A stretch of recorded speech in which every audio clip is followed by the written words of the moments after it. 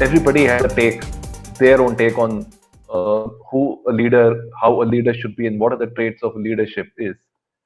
So that's the question to you. What is your take on leader and the role of leadership in the context of dealing with uncertainty?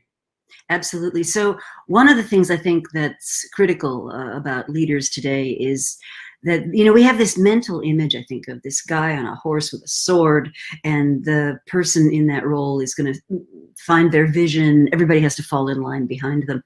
And maybe that works in relatively stable and certain environments.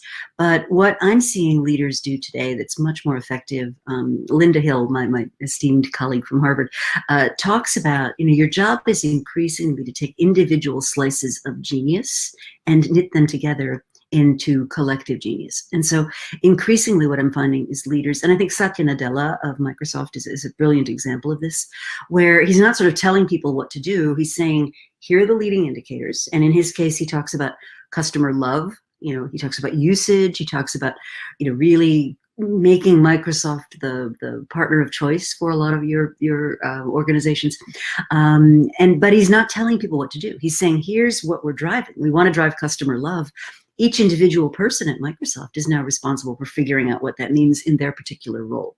So I see leaders increasingly being able to create these webs of inclusion. I think hearing many voices, diversity of thought is so important. And I don't mean diversity in the sort of check the box politically correct way. I mean really listening to people who come from different places, who've had different experiences, who are different from yourself, and really listening to those voices. Another, I think, core idea in this whole model of what leaders need to be able to do now is Amy Edmondson's concept of psychological safety, that you have to empower people to speak up, because if they don't, it can actually lead literally to fatal disasters. And she studied healthcare, she studied airlines, in places where people who see what's going on but don't feel they can speak the truth, they get penalized. That's really, really dangerous.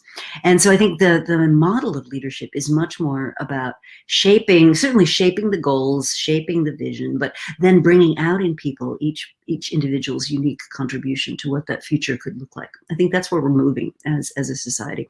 One of the interesting aspects of that new model for leadership is if you think about the way women lead historically, right, has been much more that, right? Women tend to be much more collaborative, much more welcoming of different points of view, much more able to create these webs of inclusion.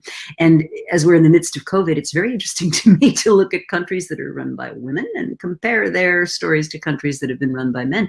And what you see is an awful lot of very competent women seem to be doing better at dealing with the virus than many other situations where the men are kind of saying, here's what's the truth, and the virus doesn't really care, right? I mean, it's going to be doing what science and so forth